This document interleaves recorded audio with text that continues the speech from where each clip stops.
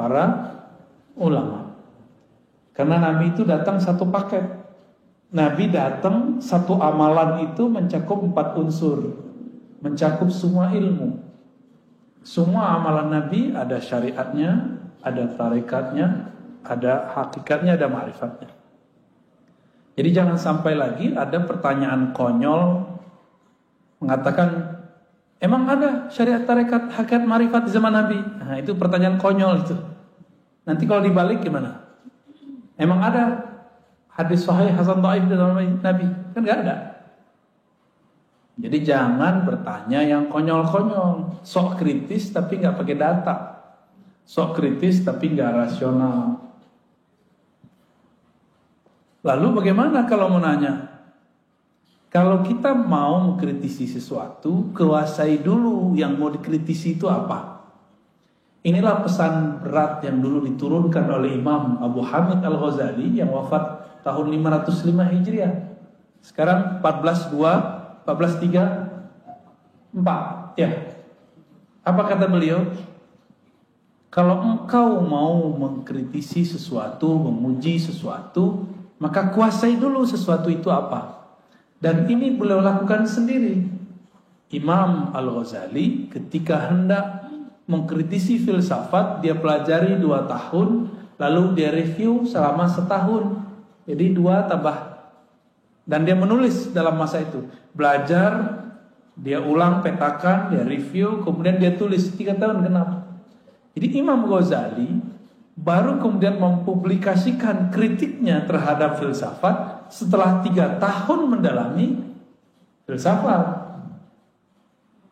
Kita sudah berapa tahun mendalami satu istilah, lalu kemudian mengkritisinya. Jangan-jangan kata orang.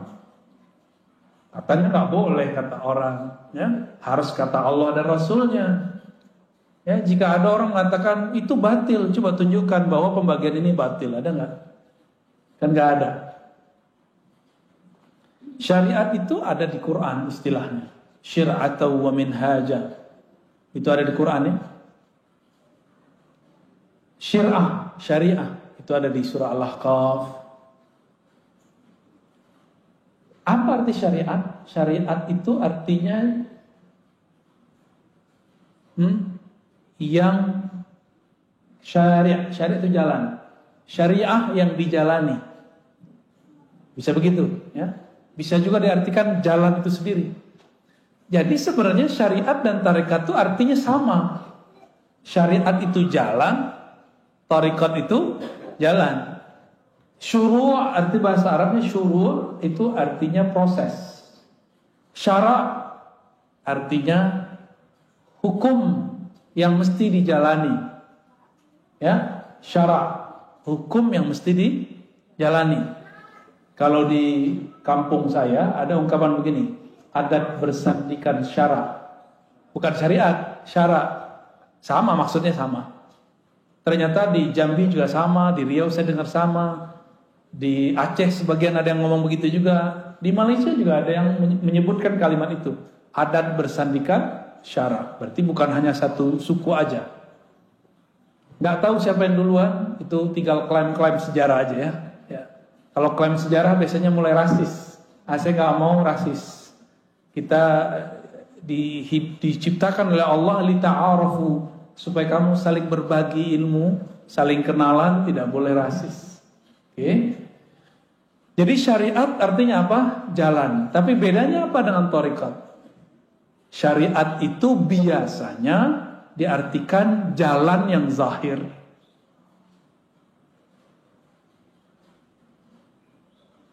Kaedah-kaedahnya ada pada syariat. Nah, saya menerjemahkannya lebih eksplisit. Syariat itu adalah hukum-hukum Allah yang ditetapkan dengan dalil-dalil yang umum ataupun terperinci. Ya. Lalu bagaimana cara melaksanakannya? Namanya thariqat. Jadi kawan saya, dia nggak suka zikir Ratibul Haddad, Ratibul Attas. Tahu Ratibul Haddad? Ya, tahu ya? Ratibul Attas tahu? Atos tahu nggak Atos? Atos, orang Sunda apa atos? Sudah. Roti bulatos bukan roti sudah-sudahan. Itu nama imamnya, Al-Imam Al-Habib Al-Attas. Tapi dia punya zikir pagi sore, di-download di smartphone-nya, dan juga dia punya di perpusnya buku kecil. Di dalam Al-Quran, surah Al-Ahzab ayat 41 ada perintah. Ya ayyuhalladzina amanu dzkurullaha dzikran katsiran. Al-Ahzab ayat 41. Wahai orang beriman, ingatlah Allah sebanyak-banyaknya. Itu syariat, hukum syariat. Tekniknya gimana? Kata kawan, bid'ah tuh pakai roti bul haddar, roti bul attas. Tapi dia ngeluarin buku baru, zikir pagi dan sore yang sahih. Itu juga namanya thariqat baru. Thariqat tergantung siapa namanya. Kalau yang nulis ini namanya Dodo, Eduardo, berarti thariqatnya thariqat Dodowiyah. Kalau kita mancung, thariqat al-mancungiyah. Jelek amat nama thariqat ya. Ya. Dulu almarhum Haji Maksum misalnya punya wiridan yang dia kerjakan pagi dan sore, maka thariqat yang dia tinggalkan boleh disebut dengan al-maksumiyah. Itu. Maka penamaan zikir itu biasa. Ya, boleh-boleh aja. Ya. Kenapa nggak disebut dengan zikir Nabi aja? Ya kan Nabi zikirnya banyak. Saya punya kitab zikir Nabi hampir 10 yang pakai ilmu hadis, dan kalau di luar ilmu hadis banyak, puluhan. Yang ilmu hadis saja pakai riwayat itu udah pusing kita bacanya. Ini yang mana mau diamalkan duluan? Karena kita bingung, banyak dalil zaman dulu. Boleh meramu obat. Saya mau tanya nih, Bapak Ibu ini, kalau sakit boleh nggak meramu sendiri obat, masuk ke ruang apotek, terus ramu-ramu sendiri? Lo kan nggak boleh taklid. Katanya nggak boleh taklid. Taklid ke dokter juga nggak boleh dong. Kenapa percaya sama dokter? Taklid sama apoteker juga nggak boleh seharusnya. Kalau kita boleh bilang nggak boleh taklid. Taklid artinya apa? Ikut tanpa tahu kenapa hakikat sesuatu itu ada. Ikut tanpa mengetahui dalil. Kenapa obat kalau batuk ini A, B, C, D? Disebutkan nggak sama dokter? Disebutkan nggak sama apoteker? Enggak. Terus kenapa percaya-percaya aja? Kenapa itu boleh? Sedangkan dalam agama nggak boleh. Gitu. Yang mengerti dalil ulama atau orang awam? Ulama. Berarti kalau nanya dalil ke siapa? Kalau kita nanya dalil ke ulama, itu sudah sama kayak kita mau taklid, tapi menaik pangkat jadi ittiba. Nah, kembali yang tadi. Bagaimana teknik berzikir itu masuk ke thariqat. Mana perintahnya zikir, masuknya ke syariat. Jadi beda syariat sama thariqat apa? Syariat itu dalilnya, thariqat itu caranya. Mudah toh? Ada perintah, shollu kama ra'aitumuni usolli. Salatlah kamu seperti kamu melihat aku salat. Ada yang lihat Nabi gak? Ada yang lihat Nabi? Mimpi aja. Mimpi aja gak jelas ya. Kalaupun mimpi bukan Nabi lagi sholat kan. Terus kalau kita disuruh sholat melihat Nabi, kita ini gak ada yang lihat Nabi. Terus gimana caranya? Nah, kalau ada syariat, thariqat, cara ngamalin, ada lagi cara yang lain. Namanya mazhab. mazhab itu cara mengamalkan dalil yang zahir. Thariqat itu cara mengamalkan dalil yang tersirat. Jadi mazhab mengamalkan yang tersurat, thariqat mengamalkan yang Udah tahu perbedaannya? Oke. Terus gimana? Kata kawan, tidak boleh ikut mazhab. Ya, tidak usah ikut Syafi'i, langsung aja ke Nabi. Kalau Syafi'i berbeda dengan Nabi, kita ikut Nabi. Konyol nggak? Imam Syafi'i bisa beda sama Nabi. Terus ente gimana nasibnya? Kalau Imam Syafi'i yang jarak beliau dengan Nabi cuma 2 orang, bisa berbeda dengan Nabi, terus nasib antum apa? Yang jarak dengan Nabi 14 abad, 1400-an tahun. Mikir-mikir kalau mau ngomong, ya. Tapi ada yang lebih dasar lagi. Kalau sahabat berbeda dengan Nabi, kita ikut Nabi. Jadi dia adu-adu sahabat sama Nabi. Ini orang lebih berbahaya daripada Syiah, lebih berbahaya dari Khawarij, lebih berbahaya dari Mu'tazilah. Karena yang mengadu-adu sahabat dan Nabi itu kelompok Syiah, kelompok Mu'tazilah, kelompok Khawarij. Kelompok Syiah bilang para sahabat pengkhianat, merampok, mencuri, mengambil pemerintahan yang Nabi wariskan kepada anaknya, mantunya, lalu diambil oleh mereka. Maka mereka benci ke Abu Bakar, ke Umar, Utsman. Saya nggak tahu Syiah yang di Bandung begitu apa enggak. Kali ada Syiah Al-Bandungi, dia masih cinta sama Abu Bakar, kan kita nggak tahu. Siapa tahu kan beda, namanya doang yang sama. Kalau sama, wah berarti dia bisa saudaraan sama kita. Tapi kalau mereka menghujat sahabat, ya saya hello aja ya. Gak bisa, kita gak bisa bersahabat. Ente aja gak bisa bersahabat sama sahabat Rasul, gimana bersahabat sama kita? Gitu, ya. Ada orang ngomong begitu, benar gak? Kalau imam mazhab, Imam Syafi'i beda sama Nabi, kita ikut Nabi. Jadi dia pernah berpikir, bersuuzon ke imam.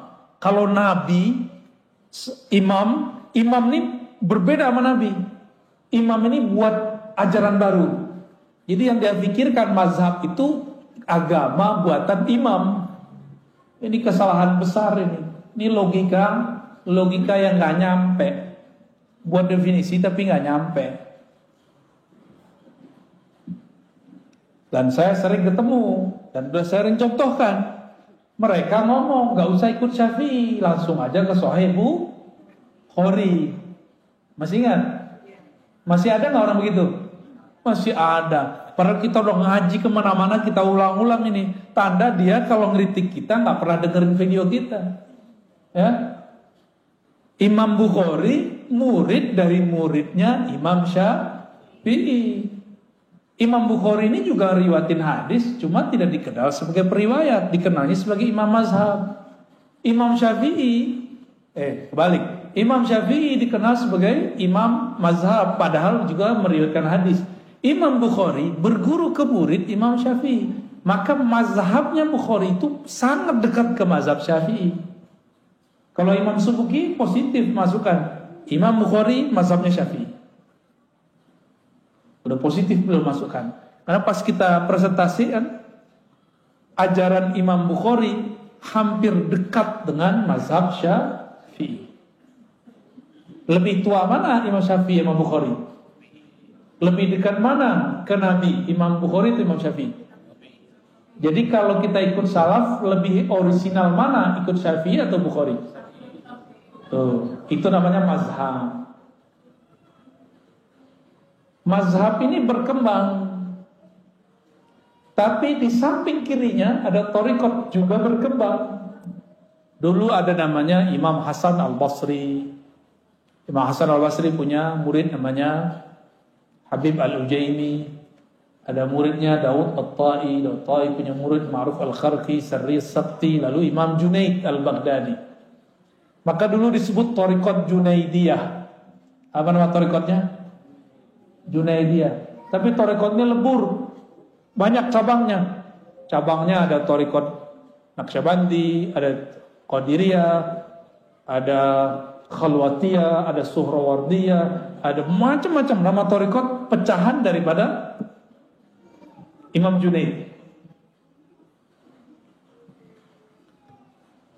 Dalam pecahan itu, kita ambil 2 sampel, thariqat Naqsyabandiyah dan thariqat Qadiriyah. Nabi berbicara dalam syariatnya, afdaludz dzikri la ilaha illallah. Dalam surat Muhammad, fa'lam annahu la ilaha illallah. Ada syurb, fi syurb, mau ya?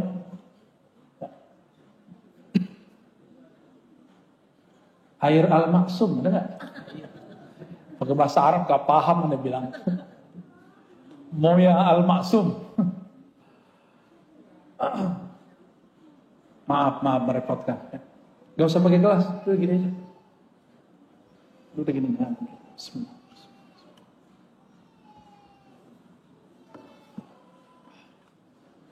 Udah gak usah. Ayat ini syariat nih. Fa'lam annahu la ilaha illallah. Surat Muhammad ayat 19. Ada dalil dari hadis, afdaludz dzikri la ilaha illallah. Zikir yang paling nikmat, paling lezat, paling afdal, paling bermutu, paling jitu, itu adalah la ilaha illallah. Terus caranya gimana? Coba antum baca la ilaha illallah. Biasa aja kan? Coba baca la ilaha illallah. Ada yang tahu, ketahuan tuh kalau sudah berarti dia ngambil thariqat udah tuh. Tapi kalau la ilaha illallah itu belum tuh. Saya tahu dari suara aja kita ngerti. Apalagi kadang-kadang kalau sudah dihentakkan ke dalam kolbu ini kan bercahaya kalau disebut nama Allah. Itu terasa tuh cahayanya, gitu. Dan memancar di wajah. Ada wajah keasikan. Karena afdhaluz zikri, zikir paling enak, paling nikmat la ilaha illallah. Kalau orang Sunda, makanan paling enaknya apa? Karedo. Bener Pak? Tempe. Santri dia nih ya, Batagor apalagi. Ini yang ngomong orang Padang. Tadi orang Sunda yang ngomong. Kayaknya yang lebih sohor orang Sunda nih. Bener, karedok. Oke. Karedok kalau cara buatnya ditonton di YouTube, buat sendiri, beda gak dengan emak-emak kita yang dulu buat? Beda. Kenapa beda? Suka enak aja. Thariqatnya, tekniknya. Maka thariqah itu teknik. Beda warung, beda rasa, bener. Bahan sama. Bahannya apa aja? Kucing. Kalau saya makan karedok saya nggak nanya. Yang penting enak, gitu. Teh yang penting buatnya enak. Tipe-tipe murid begitu. Ada murid mau tinggal jadi aja. Udah Pak Kiai, Pak Ustadz, ajengan, ajarin zikir, udah pusing. Tapi kalau sang guru tahu, la ilaha nafi illallah isbat, diambil dari pusar, dibawa ke kayak gitu caranya. Itu cara ngaduk-ngaduk kalimah dalam kolbu. Ya, kalau salah aduk jadi nggak tuh barang? Nggak jadi, kelebihan gosong, kurang, nggak mateng, nggak enak, sama. Jadi kalau kita nih zikir, coba sendiri hasil lihat YouTube, ya beda kalau ketemu, ya beda. Abis makan di tempat orang jual karedok yang enak di Bandung, kita nggak belajar cara buatnya. Besok balik kita nggak belajar nih, kita cobain di rumah. dengan cara yang lama, rasanya beda nggak? Oke. Tapi kita datang ke kokinya, ajarin dong, diajarin lama dia tekniknya. Kita cobain di rumah, rasanya sama atau beda? Tetap beda. Tetap beda. Zikir depan guru, nikmat. Karena disuapin sama beliau. Cobain di rumah. Tekniknya udah dikasih nih. Istighfar, tawasul, apalagi. Oh, semuanya lengkap nih. Nih bahannya kamu cobain sendiri di rumah. Kita cobain. Kok ambar ya? Kenapa? Karena kita belum terlatih. Sang guru napas dia udah begitu. Ya. Ibu kita karena sudah lama jadi ibu, dia tiap hari harus buat masak buat anaknya, maka enak jadinya. Ya tetehnya jadi ibu tapi bukan yang masak, sama aja. Ambar juga. Saya kan orang Padang, itu suka mengamati rasa rendang. Sama-sama resto A, tapi beda tukang masak, kokinya beda rasa, padahal mereknya sama. Ya, sama-sama rendang loh ya. Padahal bahannya sama. Itu namanya thoriqah. Beda cara adukannya, beda teknik membuatnya. Masukin daging ke dalam santan aja itu ada timingnya. Bener, emang begitu. Sama. Kadang guru nih nafsu punya murid, belum saatnya dimasukkan daging kalimatullah ke dalam kolbu murid, udah dikasih-kasih aja. Namanya obral zikir. Jangan lagi obral zikir, ini kalimah thayyibah, ini kalimah mahal. Afdalul dzikri la ilaha illallah. Pelan-pelan. Kecuali si murid udah lama zikir, udah lama berguru dan direstui oleh gurunya, baru kita kasih. Walaupun sekali bertemu boleh. Cuma baru kemarin sore hijrahnya udah minta talqin aja ya. Kan orang kebanyakan pengen begitu. Tunggu dulu ya. Mau makan, kita mau makan nih, piring kita kotor, diapain dulu? Langsung makan? Langsung masukin ke redok? Ya, dicuci dulu, dilap dulu. Itu namanya taubat. Kolbu ini kan tempat, kalau kita nih maksiat pakai mata, pakai telinga, itu di kolbu tuh nodanya banyak. Itu harus dibenerin dulu. Baru nanti kalimah la ilaha illallahnya masuk ke dalam kolbu. Dan dia tidak ada halangan. Masuknya nikmat. Tapi coba jus stroberi, enak gak? Cuma di dalamnya ada dahak. Di gelasnya ada dahak, gimana? Rasa jelly ya. Rasa apa? Dawet ayu. Warnanya berubah. Mau? Kan gak mau. Jusnya enak, tapi di dalamnya sudah ada yang menjijikkan. Kita gak bisa menikmati. Inilah yang terjadi pada murid yang dia talqin zikir sebelum kolbunya dibersihkan. Pembersihan kolbu cukup istighfar dan taubat. Sederhana. Sederhana aja. Pengakuan kepada Allah, gak perlu kepada guru, ke Allah aja. Cukup Allah yang tahu masa lalu kita. Gak usah kita kemudian sampaikan kepada orang. Ya, semua kita ini kan punya masa lalu yang gelap. Bahkan mungkin ya pelangi-pelangi, kadang gelap, kadang terang, gitu ya. Ya inilah kita, kira-kira begitu. Kita emang begitu, mau gimana lagi? Maka saya nggak percaya ada orang suci 100% kecuali Nabi Muhammad Sallallahu Alaihi Wasallam, kecuali para nabi. Nggak percaya saya selain mereka. Kalau mereka emang maksumuna, dijaga oleh Allah, Kalau almarhum Haji Maksum namanya Al-Maksum, beliaunya nggak Maksum. Benar Pak Cepi? Pernah dimarahin nggak Pak Cepi? Tuh, dokter aja bilang pernah marahin. Menurut pandangan Pak Cepi sebagai anak, ayah pernah salah nggak? Pernah Pak, tuh namanya Al-Maksum benar. Maksud saya apa? Label-label A, B, C, D tidak akan merubah subjeknya. Kita bilang nih, inilah ajaran Rasulullah, inilah yang paling murni, ini langsung dari salafus saleh. Belum tentu, itu kan klaim aja. Inilah yang paling benar, inilah thariqah yang paling sahih, kan klaim. Iklan kecap. Ya, nomor 1 terus. Oke?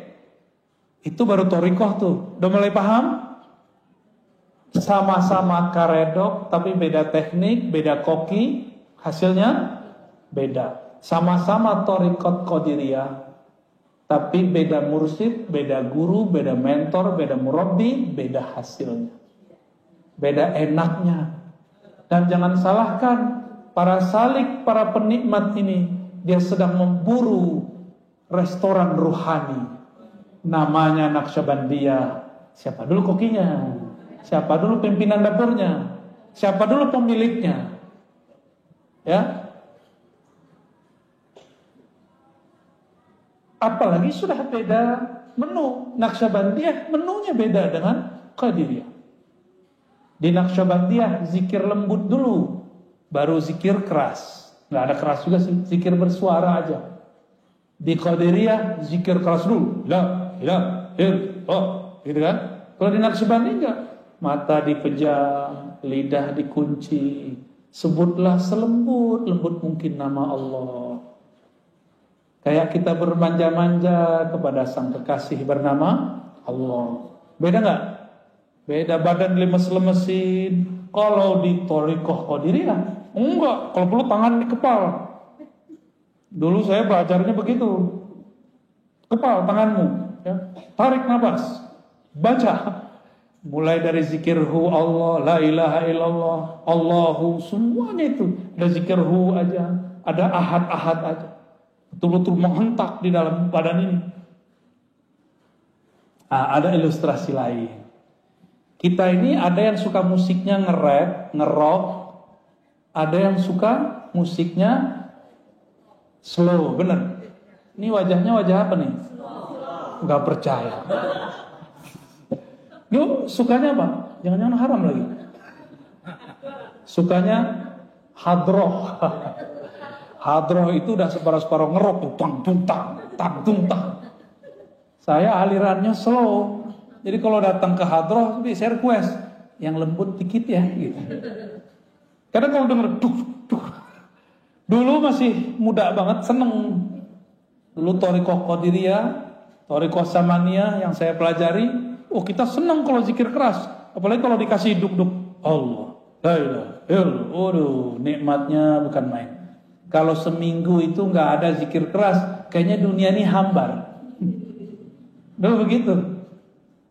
Belakangan umur udah nambah, ya senangnya yang adem-adem, yang lembut-lembut, tapi tidak anti zikir keras.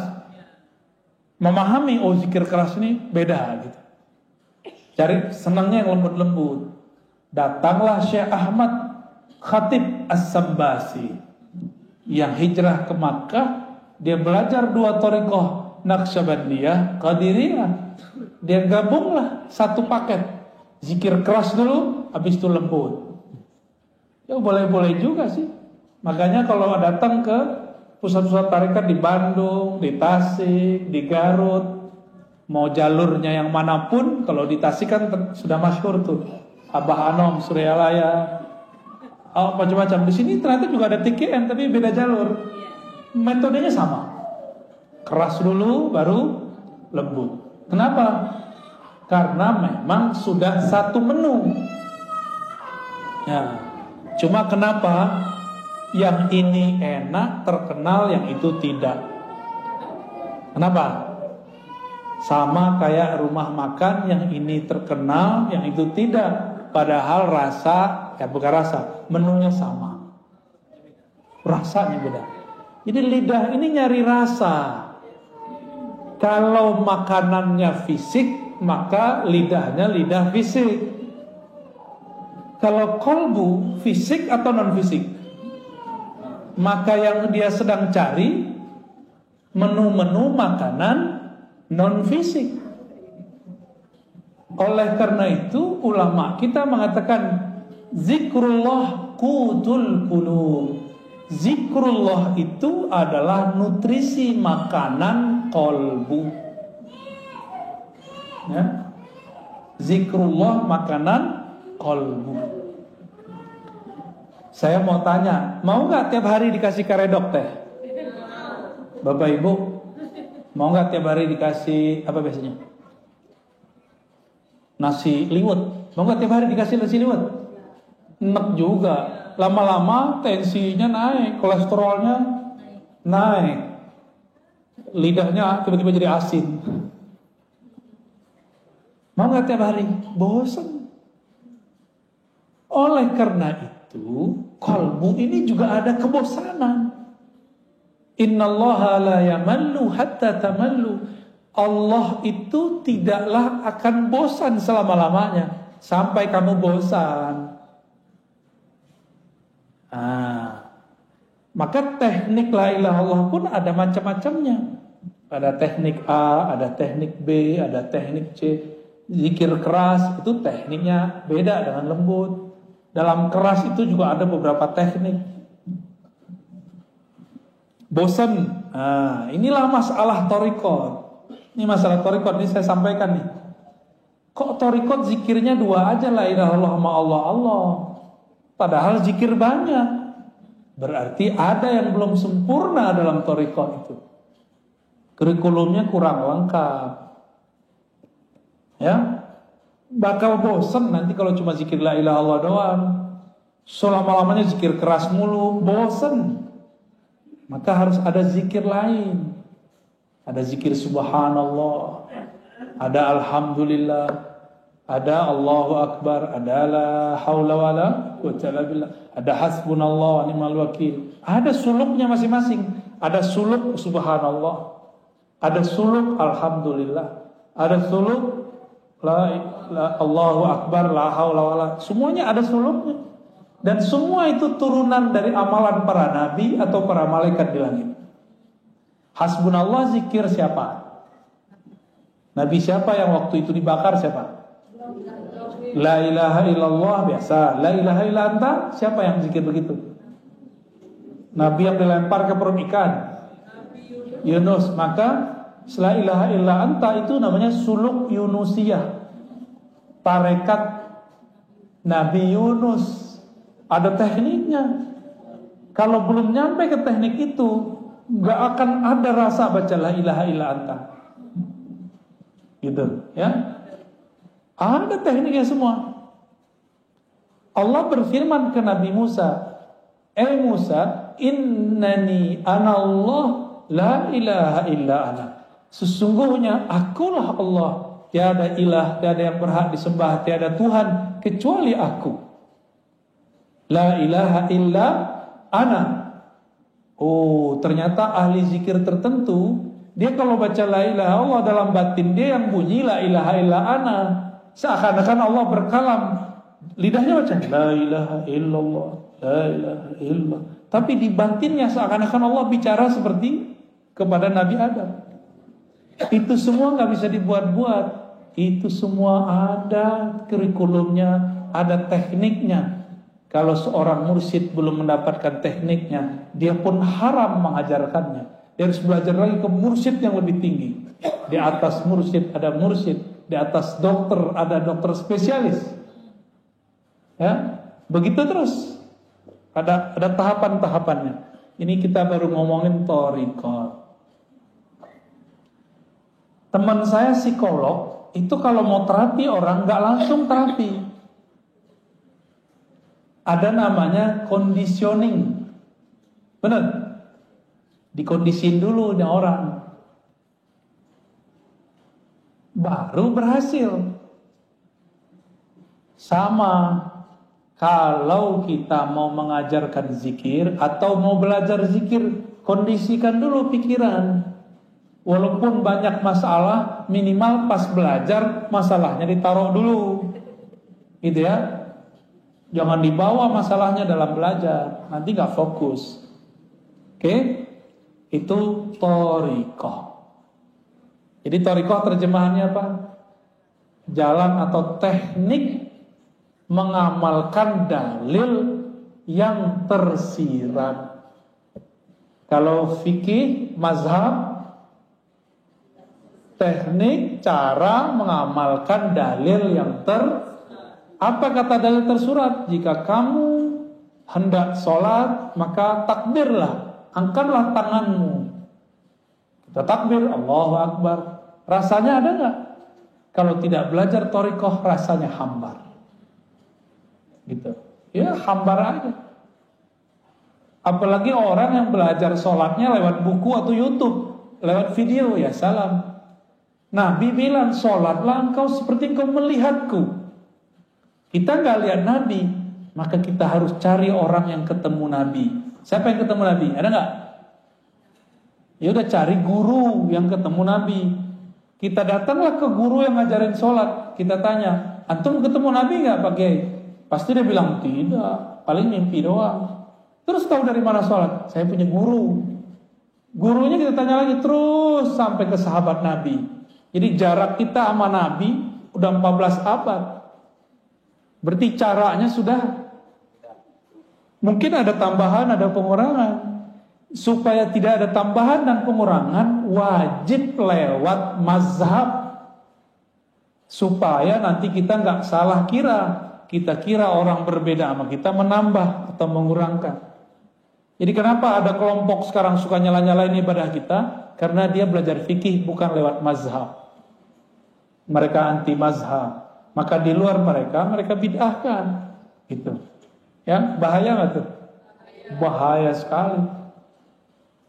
Jadi salah satu musibah di umat ini munculnya kelompok anti mazhab. Secara rohani, musibah bagi umat ini munculnya kelompok anti thariqat. Akhirnya zikir hambar semua. Dia baca zikir pagi sore tapi nggak ada efeknya dalam hidupnya.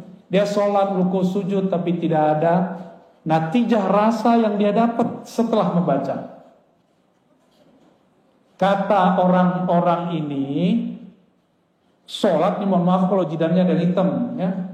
Jidat hitam itu boleh-boleh aja. Cuma bukan itu yang dimaksud. Simahum fi wujuhim min athari sujud. Ada tanda bekas sujud di jidat mereka, di wajah mereka, wujuhihim, karena bekas sujud. Saya udah putar-putar nyari riwayat, adakah jidat Nabi itu hitam? Nggak ketemu. Meskipun berjidat hitam boleh, nggak ada masalah kan? Emang mungkin kulitnya agak sensitif, orangnya juga sensitif. Lengkap sudah. Terus apa yang dimaksud tanda sujud? Tanda sujud saya sering sebutkan. Orang sujud kepalanya di mana? Di bawah apa? Di bawah tempat paling kotor di alam semesta. Nih, tempat buang air kecil. Ya walaupun bajunya bagus, walaupun bedaknya Masya Allah, bajunya oke, tapi bagian situ bau nggak? Nggak enak kayak ngomongin begitu ya. Tapi emang itu bau, udah selesai. Sekarang ditaruh di bawahnya. Gimana? Maka yang disebut athar sujud, bekas sujud adalah hilangnya kesombongan seorang hamba. Itu baru disebut bekas sujud. Jadi siapakah yang sujud kepada Allah? Orang yang sudah melepaskan kesombongannya, ego-egonya, merasa sok pinter, sok alimnya, sok solehnya, sok merasa paling benernya, dia buang sudah. Karena yang merasa sok bener di sini, bener. Yang merasa pinter mana? Yang merasa bergelar ini, yang merasa manhajnya, mazhabnya paling bagus, thariqatnya paling keren ini. Kalau ini nggak mungkin. ini, maka ditaruh di bawah. Jadi asarus sujud adalah kerendahan hati. Efek dari sujud adalah rendah hati. Gimana? Udah rendah hati belum? Lagi belajar. Kadang-kadang jujur, mending jujur begitu. Berarti sholat kita ini sudah benar belum? Kira-kira sholatnya diterima nggak? Kayaknya nggak diterima sih. Soalnya simahum fi wujuhimnya belum ada. Karena puncaknya sholat ketika kepala di bawah. Di saat itu tidak ada lagi ego, tidak ada lagi sombong. Kalau masih ada, sholatnya belum diterima, kira-kira gitu. Gimana dong? Orang-orang kayak kita ini sok soleh, sok merasa sholat. Ada orang telat sholat aja kita kata-katain. Ada orang gak sholat, kita suzon. Ya. Dia padahal udah jamak. Ada orang kita lihat gak sholat, padahal dia sudah jamak. Bisa gak begitu? Ya? Susah ya? Emang begitu sih ya.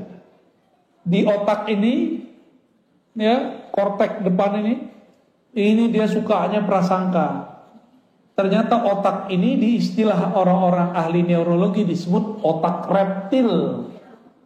Ini yang disebut dalam Al-Quran.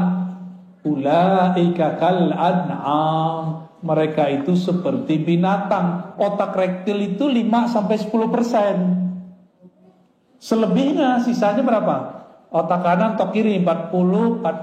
45 ya? 45. 45 kiri kanan itulah yang akan mendalami thariqat, hakikat, ma'rifat. Sayangnya orang cuma berpikir pakai 10% ini. Makanya jadi bodoh seumur hidup. Keras sekali. Cari lawan terus. Karena reptil kan suka nyari lawan. Kepalanya begini terus tuh. Siapa lo? Aliran baru nih. Jadi setiap kali ada kelompok baru, kepalanya seperti reptil. Kalau nggak menghindar, ngelawan. Begitulah terus. Ulaika kal an'am. Nyalak mulu. Ya? Maka di Quran disebut seperti kalbun. Seperti si gugu. Jika engkau biarkan yalhas, jika kau perhatikan yalhas, engkau apa-apain yalhas. Yalhas itu lidahnya begitu mulu. Auzubillah min dzalik. Kita ini jangan-jangan baru sujud fisiknya, belum sujud. Kita baru sujud fikih, mazhab, belum sujud thariqat. Kalau sudah sujud thariqat, tahu tekniknya. Kalau engkau sujud, rendahkan egomu, hancurkan egomu, hinakan jiwamu di hadapan Allah. Dihina-hinain benar. Baru berbuah namanya tawadu. Tawadu rendah hati namanya hakikat. Ya, jadi hakikat itu buah dari orang dari tarekat. Zikir. Ala bidzikrillah tatmainnul qulub. Ketahuilah hanya dengan menyebut nama Allah hati jadi tenang. Cara nyebutnya gimana? Ada cara nyebutnya. Gimana cara nyebutnya? Nama ala bizikrillah hanya dengan menyebut nama Allah. Nama Allah siapa? Ya Allah. Gampang tuh? Bismillah. Gimana cara nyebutnya? Allah. Gitu cara nyebutnya? Enggak. Ada tekniknya. Ya. Itu yang mahal. Ya, harus pakai talqin.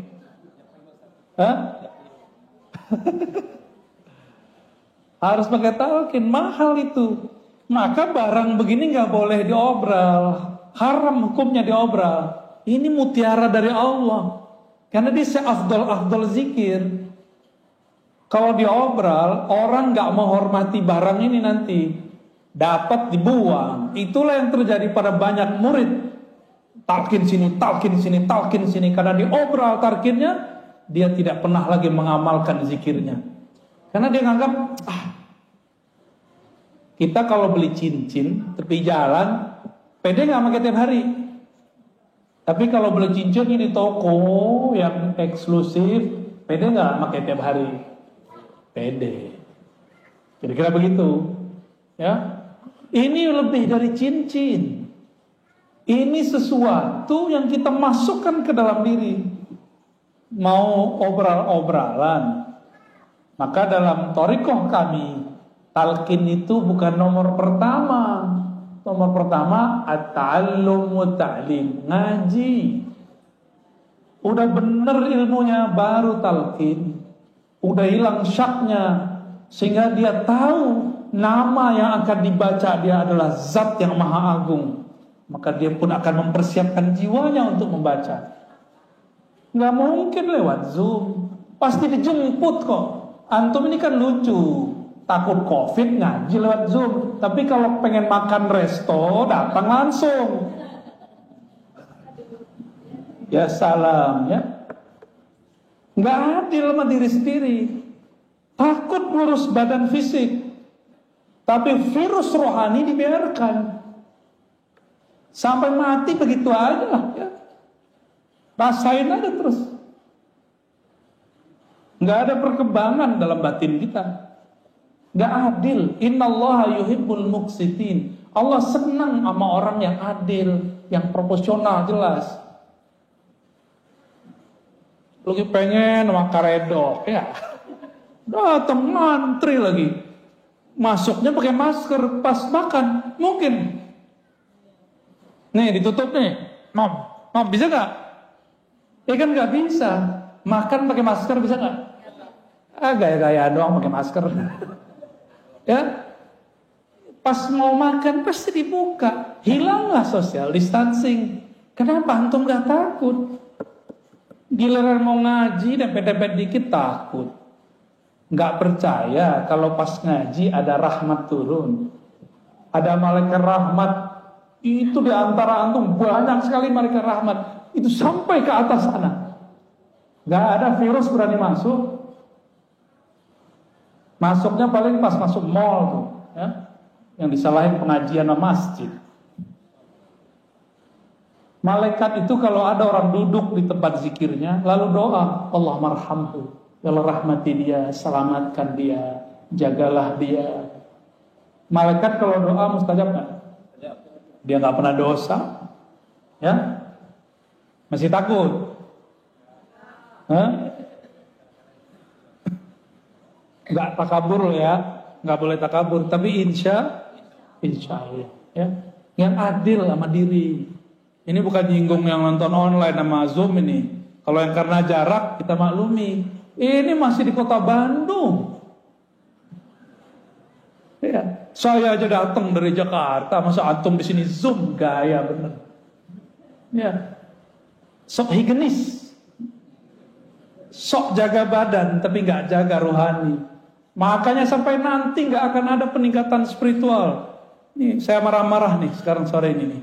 Tapi marah saya begini-gini aja, ya. Mau sampai kapan begini terus? Ya, maka yang hadir kita apresiasi dengan baik. Semoga Allah meridhoi antum lebih kenceng daripada yang udah jelas dia di samping sini masih pakai Zoom, gaya bener. Giliran makan ke kantin dempet-dempetan, ya. Betul-betul nggak adil ke dalam diri, ya. Nggak adil. Saya prihatin melihat seperti ini. Kalau mau protokol kesehatan lengkap, prokes-prokesan yang adil semuanya, ya, semuanya rapi. Siap-siap hidup merana.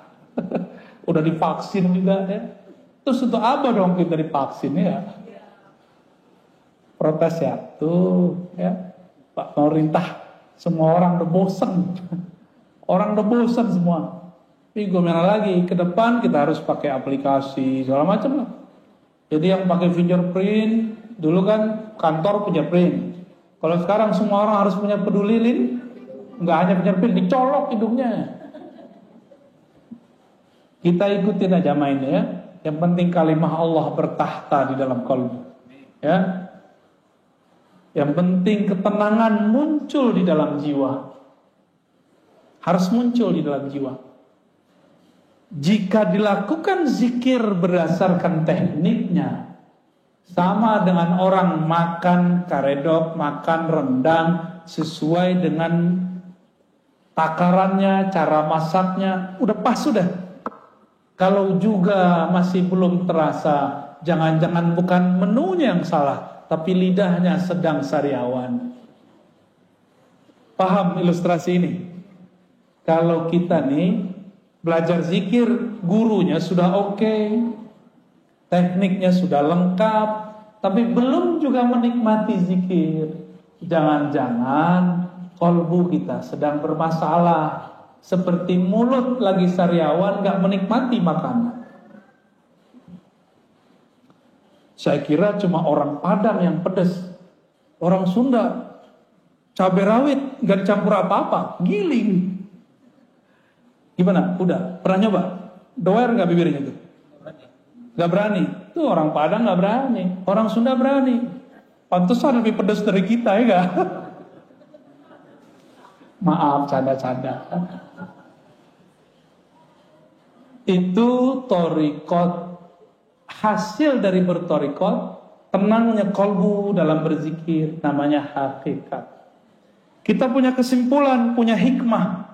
Oh begini ya, kalau zikir dikerjakan secara benar, hasilnya begini. Kita tahu metodenya, tahu teorinya, paham hikmahnya. Ini namanya hakikat. Ya, jadi hakikat itu pengetahuan yang diperoleh setelah menjalani hakikat. Tapi hati-hati, tidak semua pengetahuannya tepat. Maka di atas hakikat ini harus ditingkatin lagi. Si hakikatnya harus diuji. Karena hakikat ini pengetahuan, tapi pengetahuannya terpisah. Zikir la ilallah rasanya ini, zikir hu rasanya ini. Itu namanya hakikat. Terpisah-pisah. Beda zikir, beda rasa. Umroh sama puasa, beda gak rasanya?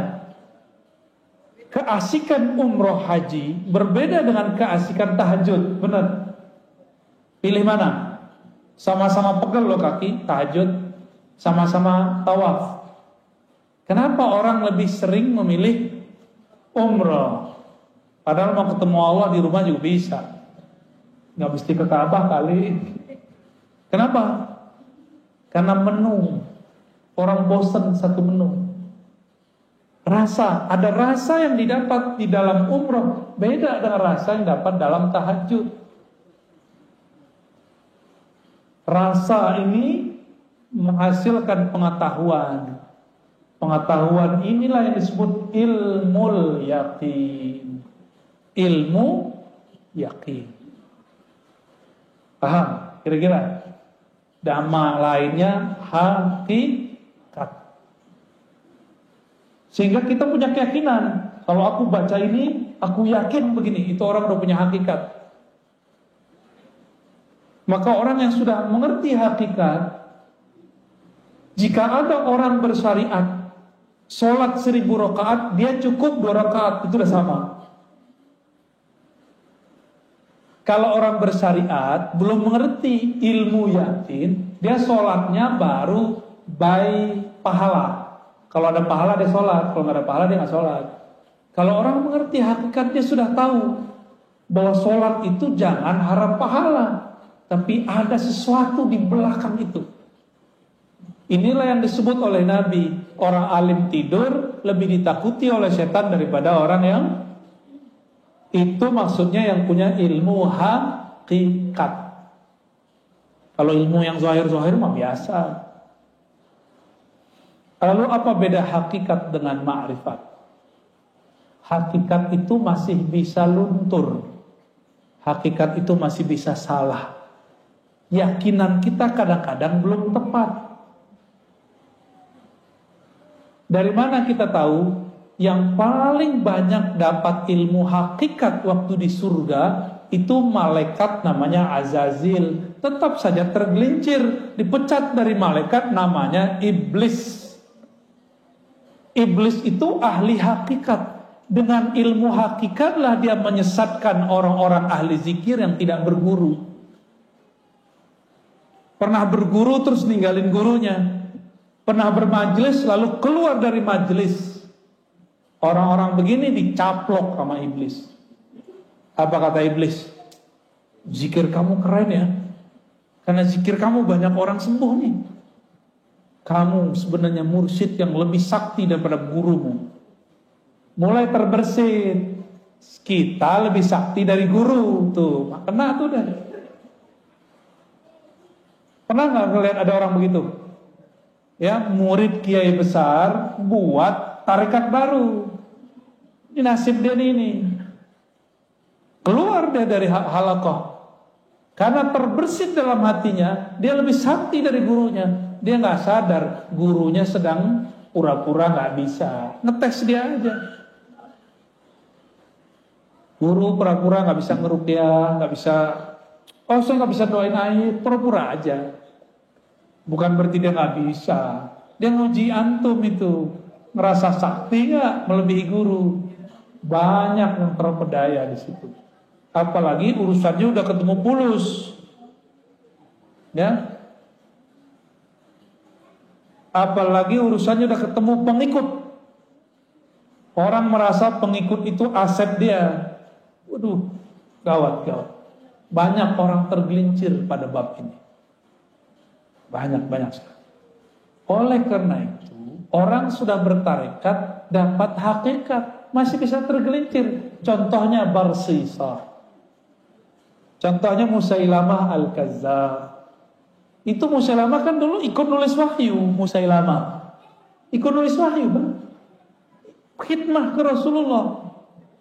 Maka kita berdoa orang-orang yang berkhidmah untuk agama ini, untuk kita tidak belok di akhir nanti. Amin. Ya, ini bahaya benar. Kenapa? Si Musailamah ini melihat harian Nabi. Dia mikir, Nabi mah biasa aja orangnya. Kita begini, dia begini. Kita begitu, dia begitu. Akhirnya dalam pikiran apa? Nabi ini orang biasa kayak.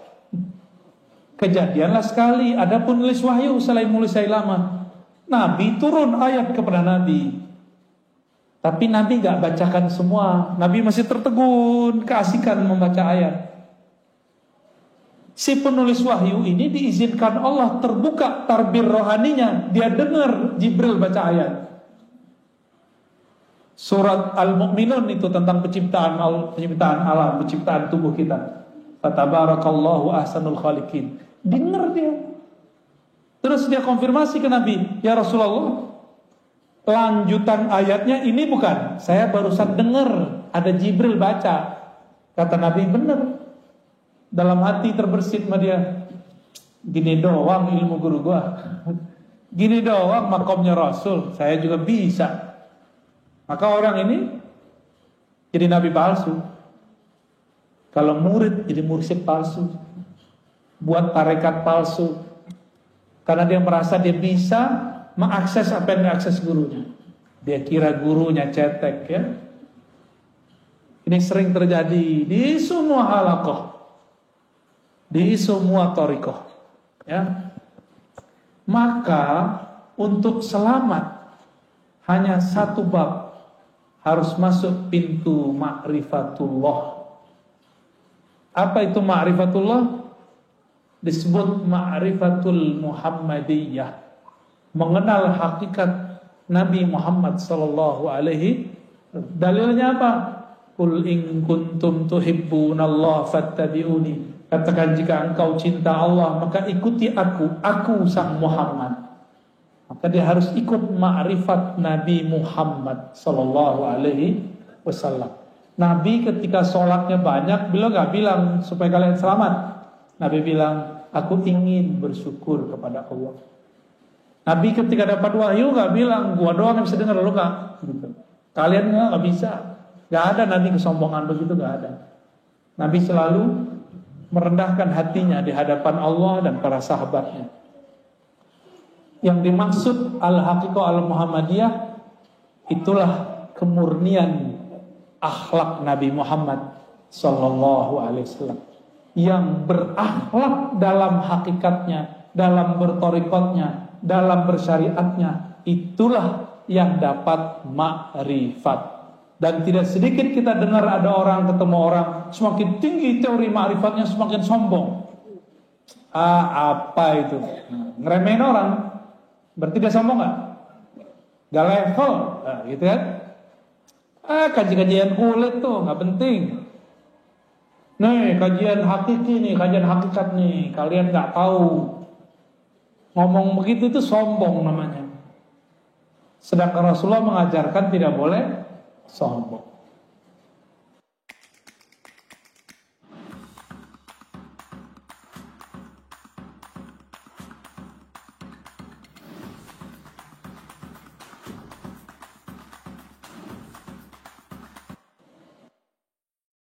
Jam 5, Ustaz. Kholas ya? Ya udah tanya jawab ya kalau ada. Fadhol. Terima kasih ya. Mana dari Bapak atau Ibu-ibu saya nggak bisa lihat. Dari Bapak-bapak dulu barangkali ada yang perlu sampaikan. Dari Zoom ada 2, tapi sebelum dari Zoom dari yang hadir dulu mungkin silakan. Ustaz, ada ibu-ibu yang nanya. Maka tak nikmati Assalamualaikum warahmatullahi wabarakatuh. Abia mau bertanya tentang masalah contoh. Sampai sekarang saya masih bukan abia, masih bingung. Karena dalam satu sisi ada yang mengatakan bahwa kita itu bertobat harus sama orang yang masih hidup. Maksudnya itu harus masih hidup. Sementara yang lain bilang tidak usah, yang sudah meninggal juga tidak masalah. Yang begini yang mana ya? Begitu. Okay. Assalamualaikum. Kalau kita ini belum mandiri, guru wafat, maka sebaiknya punya mursyid yang masih hidup, yang dapat ijazah dari mursyid itu atau dari mursyid yang lain. Jangan yang nggak dapat ijazah, nggak nyambung nanti, nggak nyambung ke Nabi Muhammad, nanti nyambungnya ke iblis. Ya, yang boleh ngajar zikir adalah syekhun ma'zunun inda syekhihi, guru yang diizinkan diijazahkan gurunya. Kalau nggak dapat ijazah, sedapat ijazah aja yang diajarin, jangan lebih. Nggak pernah diangkat mursyid, jangan ngaku mursyid. Mursyid itu nggak mesti tua loh ya. Itu masalah otoritas satu thariqah. Ada di thariqah tertentu yang dapat ijazah umur 90, di thariqah yang lain umur 19 sudah diijazahin. Saya ketemu kemarin waktu ke Sumatera, ada guru saya, dia sudah memimpin suluk dua thariqah, Naqsyabandiyah dan Samaniyah Qadiriyah. Itu dia mimpin dari umur 20, sekarang umurnya udah 70 sekian, berapa tahun tuh? Ya, jadi nggak mesti tua fisik. Mana ada kaidahnya tua fisik? Nggak ada. Kita kan bayangin Syekh Mursyid harus tua, pakai tongkat, harus pakai sorban, ya salam. Mursyid itu mau pakai apa aja dia mursyid. Mau mereka pakai kaos, dia mursyid. Orang nggak akan bisa luput karena ada mutiara di kolbunya. Sekali dia berbicara, keharuman rohaninya tercium oleh orang yang mencari rohani. Gak bisa dibohongin. Rumah makan, masak, udah ditutup, kecium baunya gak? Ya, kecium baunya. Sama kira-kira, ya. Jadi saran saya kalau belum disiplin untuk zikir yang diajarkan guru, maka bermursyidkanlah kepada yang hidup dan dapat izin dari gurunya. Gitu ya. Kalau enggak, nanti enggak nambah-nambah. Makomnya segitu-gitu aja. Karena zikir itu enggak ada batas. Zikir itu di atas makom ada makom, di atas makom ada makom. Zikir la ilaha illallah ada ribuan tekniknya. Yang diajarin kan baru satu. Baru dari besar ke bunuh-bunuh itu mah satu, belum banyak itu. Banyak tekniknya. Ya. Saya ngamalin sudah hampir 100-an lebih teknik itu. Baik yang langsung diajarkan beliau-beliau ataupun yang secara rohani. Adalah berapa ratus teknik la ilaha illallah doang. Mau ditarik kemana aja nikmat zikir la ilaha illallah itu. Nikmat sekali. Ya. Jadi jangan mengkultuskan seorang guru. Di atas guru ada guru, di atas wali ada wali, di atas nabi ada nabi, di atas rasul ada rasul. Puncaknya Rasulullah Sallallahu Alaihi Wasallam. Thariqat itu yang hebat bukan namanya, tapi mursyidnya. Ya, oh thariqat A lebih bagus, enggak. Yang bagus tuh mursyidnya. Karena banyak juga yang thariqatnya sama, nggak berkualitas orangnya. Ya, sama kayak tadi, sama-sama karedok. Ya, tapi beda orang, beda yang masak, beda hasilnya. Jadi bukan karedoknya yang salah kalau dia nggak enak, tapi yang salah sih gurunya. Yang masak udah bagus, itunya udah enak, lidah lagi masalah, pikiran lagi banyak, bisa enak gak? Enggak ya? Mau makan karedok ingat AA, AA yang lama. Baik, terjawab ya? Terjawab?